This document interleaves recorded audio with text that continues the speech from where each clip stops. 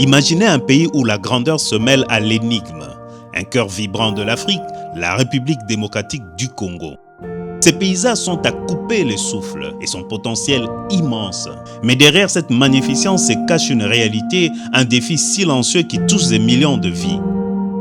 Loin des pôles urbains, la santé spécialisée n'est pas qu'un soin, c'est une quête. Un diagnostic précis, une intervention vitale deviennent tout d'un coup des trésors inaccessibles. Mais l'espoir ne faiblit jamais là où la volonté humaine s'engage.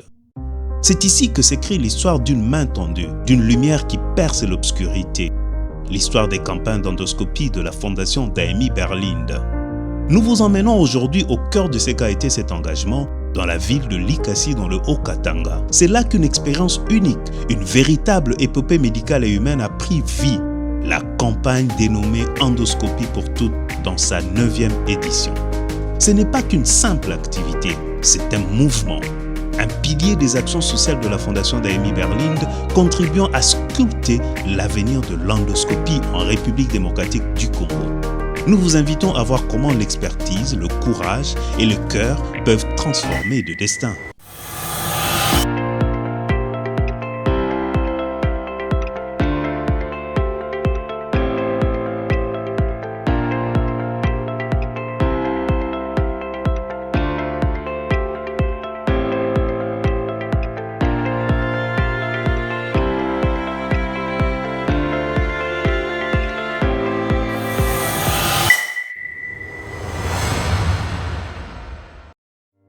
Jambo bamama Balikasi, tunamita kwetu kusebol, tushaanza kampani ya magonjwa ya bamama.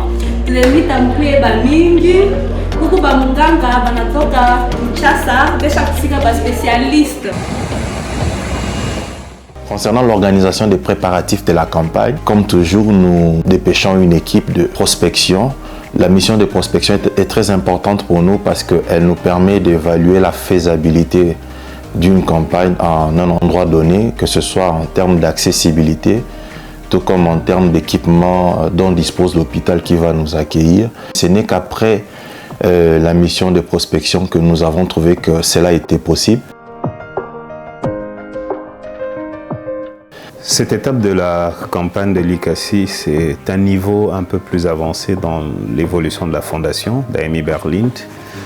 Parce que c'est la première fois qu'une équipe aussi forte, je pourrais dire, 7 personnes, se déplace pour aller à plus de 2000 km pour organiser une campagne. Et une campagne quasi complète en termes d'endoscopie gynécologique, parce que nous avons fait et des hystéroscopies et de laparoscopie, mais aussi des consultations, des échographies, ainsi de suite. Même sur la Chine, en France. Oui.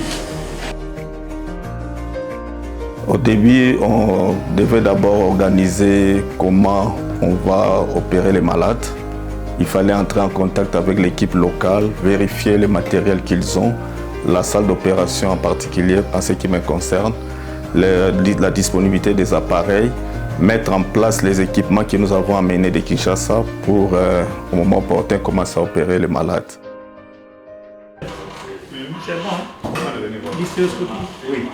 À l'arrivée, j'étais dans l'équipe de préparation des terrains, surtout du côté matériel. On devrait se rassurer de tous les nécessaires qui pouvaient nous aider à bien travailler. Déjà les instruments, les tables opératoires, la salle d'op, donc c'était un peu ça. Et quand on a commencé la campagne, j'étais vraiment, comme nous appelons toujours, comme cuisinier. Donc j'étais là comme les préparateurs des tables opératoires, les instruments. Comme en endoscopie, nos instruments ne sont pas comme des instruments classiques, il fallait nettoyer, tremper autrement. Jour 2 de la campagne Endoscopie pour toutes. Vous voyez que ça se poursuit. Ouais. J'étais dans l'équipe com. On avait fait une symbiose entre l'équipe de Likasi et l'équipe de Kinshasa. Il fallait sensibiliser les dames, il fallait qu'on trouve des stratégies pour mobiliser les femmes, pour répondre présentes à cette campagne-là. Au début de la campagne, c'était de voir organiser le bloc opératoire. C'est moi qui m'occupais de tous les matériels endoscopiques, étant circulant aussi pour aider mon ami dans tout ce qui était le rôle dans le bloc opératoire, mais particulièrement organiser, veiller sur l'électricité, veiller sur les appareils endoscopiques. J'étais chargé de la prise de vue et montage de toutes les images de la campagne. Depuis qu'on a commencé à Kinshasa, arrivé à l'aéroport de Lubumbashi jusqu'à Likasi, donc j'ai couvert la campagne du début jusqu'à la fin.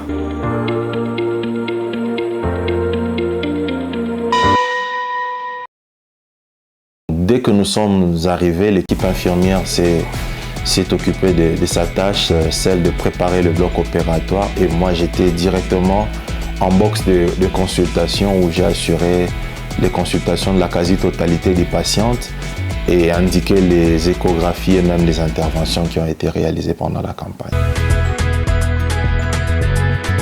Pour cette campagne de l'ICASI, il y avait plus de 300 patientes enregistrées.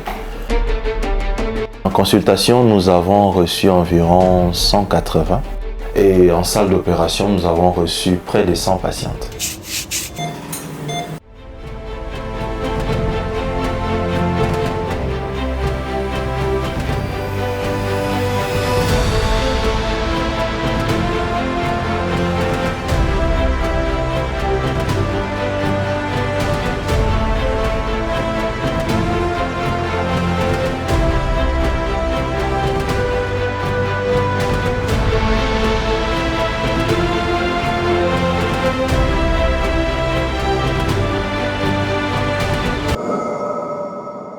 Nous avons rencontré quelques difficultés déjà au niveau des préparatifs de la campagne, mais aussi dans le déroulement. Il était question au début que nous soyons financés, appuyés par l'organisation administrative locale, mais ce n'était pas facile. C'est peut-être notre manière de nous y prendre qui était peut-être pas aussi efficace à leurs yeux. Mais nous aurions voulu effectivement être accompagnés, être appuyés parce que des patientes qui ont été enregistrées, il y en a d'autres qui n'ont pas pu accéder à certaines endoscopies malgré que le coût était vraiment symbolique. Mais il y a quand même des patientes qu'on a dû aider en réduisant davantage, mais aussi d'autres qui n'ont malheureusement pas pu accéder. Et nous pensons que s'il y avait un financement au niveau des autorités, toutes les femmes pouvaient accéder à cette endoscopie. C'est ce qui reste un peu comme un pincement au niveau de nos cœurs parce qu'on aurait voulu vraiment rendre ce service-là à toutes les femmes, comme la campagne le dit, endoscopie pour toutes. Nous avons réfléchi en scindant la gestion de la structure des activités liées à la campagne co-organisée avec la FODAB. Une partie des agents qui font des services de routine et une autre partie des agents qui ont été affectés à l'activité liée à la campagne.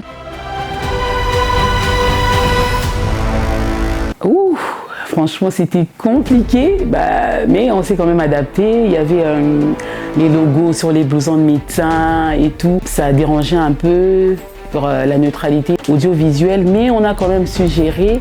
Il y a aussi la langue qui a vraiment fait défaut. Un petit conseil, franchement, il faut apprendre toutes les langues nationales, c'est important. On compte 2, 3, Mayaï.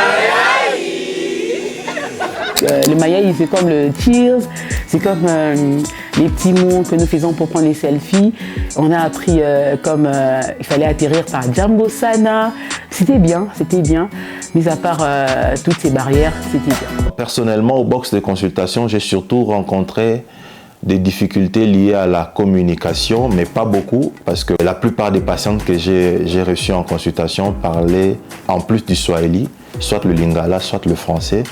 Et donc, je n'ai eu qu'autour de 6 patientes qui ne parlaient que strictement le swahili. Et même devant ces patientes, moi qui ne maîtrise pas encore le swahili, j'étais parfois obligé de leur demander de parler, je pouvais entendre un peu.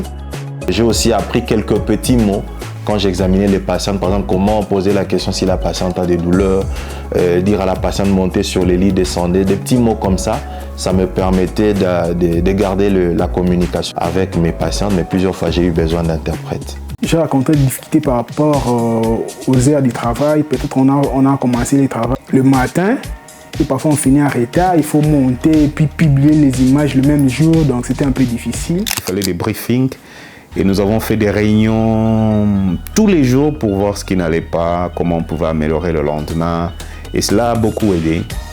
Le médecin directeur était très impliqué. Malgré toute la charge administrative, il a même tenu à opérer avec nous à la fin, en quelques cas, et grand merci. L'équipe d'Elikassi était très disponible pour travailler. C'est ce qui nous a aidé aussi à bien accomplir notre tâche. Ils étaient toujours là, les médecins, les infirmiers. Il y a même une équipe qui passait la nuit avec nous à l'hôpital depuis le début jusqu'à la fin. Ils étaient vraiment très disponibles, courageux, enthousiasmés. Ils ont vraiment travaillé du début à la fin. L'équipe de Lubumbashi nous a énormément aidés. C'est une équipe très bienveillante. En tout cas, il y a beaucoup de choses qu'on n'aurait pas pu faire sans elle. Elle nous a vraiment beaucoup aidés. Déjà de l'atterrissage à l'aéroport ici à Lubumbashi. Et on nous a logés ici à Lubumbashi pour notre escale à Lubumbashi. Et puis nous sommes allés à Likasi. Nous avons vu 4 ou 5 médecins de Lubumbashi qui ont laissé leurs activités pendant près d'une semaine, qui sont venus chez nous à nous rejoindre en campagne à Likasi. Pour préciser, l'un des rôles que je devais avoir aussi pendant la campagne était celle d'assister, d'être l'assistant du chirurgien, et je ne me vois pas comment j'allais le faire pour toutes les patientes. Et donc ces médecins de Lubumbashi m'ont énormément aidé et nous avons fait des rotations pendant les chirurgies parce qu'on opérait parfois de 7h à 23h et ce n'était pas possible ou carrément difficile de faire tous les cas seuls. Donc la présence de ces médecins de Lubumbashi nous a été énormément utile. Courage, coup de chapeau à l'équipe de Likasi et aussi à l'équipe des Foudabiens de Lubumbashi qui nous ont bien accueillis et puis de les souhaiter le meilleur à l'avenir. Pour l'équipe de Lubumbashi, je dirais un grand bravo et un grand merci. Dr Hig, Dr Jimmy, Dr Justin, Dr Patrick. Donc, merci beaucoup pour l'équipe de Lubumbashi ainsi que l'équipe de Likasi. Une équipe très impliquée. C'est vrai qu'au départ, je peux expliquer leurs hésitations par le fait que l'endoscopie n'était pas encore connue pour eux. Mais c'était une équipe très impliquée, très enthousiaste et surtout très travailleuse. Là, je remercie particulièrement l'équipe du bloc opératoire qui nous a été d'une très grande aide. L'équipe de Likasi, pour moi, c'était vraiment une très bonne équipe. J'ai senti en eux l'esprit vraiment d'apprendre. Le message de la Fondation, c'est que les choses évoluent. Pour ceux qui vont rester, il pourrait y avoir un réveil un peu tardif parce qu'au bout de 2, 3, 4 ans, la pratique de l'endoscopie dans le pays va vraiment connaître un pas vers l'avant. Avec d'autres, je pense que la Fondation va être, ou est déjà parmi ces structures qui impulsent ces changements, et ces changements est très nécessaire pour la population. La campagne de Likasi, c'est une réussite. Et un deuxième mot, si je dois le dire, c'était vraiment une découverte pour nous et aussi pour eux. Donc c'est dans le deux sens, une découverte pour nous de la vie de Likasi et de tout ce qui s'y passe, et une découverte pour eux de l'endoscopie. Et enfin, un dernier mot pour cette campagne, c'est un départ pour beaucoup d'autres grandes choses. Et cette campagne augure une nouvelle ère au sein de la Fondation avec un embranchement un peu plus solide pour l'équipe du Haut-Katanga, à qui je dis grand merci parce que sans cette équipe du Haut-Katanga, que ce soit sur le plan des préparatifs, parce qu'elle nous a beaucoup accompagnés, sur le plan des conseils, sur le plan d'expertise ou de prospection au niveau local, et elle nous a aussi beaucoup accompagnés dans les activités parce qu'il y a une délégation qui est venue de Lubumbashi qui a atterri à Likasi. Donc il y avait le docteur Chikund, il y avait le docteur Kalfando, il y avait le docteur Kujira Bouinja, il y avait aussi le docteur Mobinda. Ils sont venus renforcer l'équipe de campagne. pour pratiquer ces endoscopies, mais aussi assister ou m'aider dans certaines autres interventions qui étaient un peu plus complexes. Donc la Fondation a vraiment un regard reconnaissant, mais en même temps plein d'espoir, parce que nous avons développé beaucoup de choses en termes de projets. Et très bientôt, je pense que nous allons revenir à Lubumbashi ou dans une autre ville du Katanga. Pour moi, c'était bénéfique pour mon expérience personnelle de journaliste et puis de communicante. C'était tous les jours qu'il fallait produire des éléments, c'était tous les jours qu'il fallait donner du punch, c'était tous les jours qu'il fallait jeter un œil sur les décors et pour moi, c'était bien.